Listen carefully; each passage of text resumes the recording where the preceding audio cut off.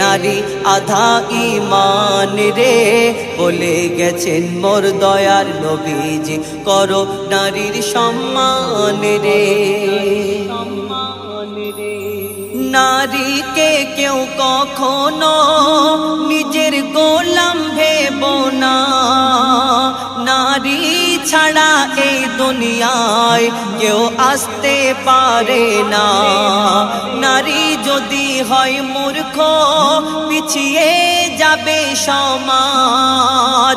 পুরুষের উন্নতিতে থাকে নারীদের হাত। বলে রাব্বানা সুখ পাবে না, বলে রাব্বানা সুখ পাবে না, করলে নারীর অপমান রে।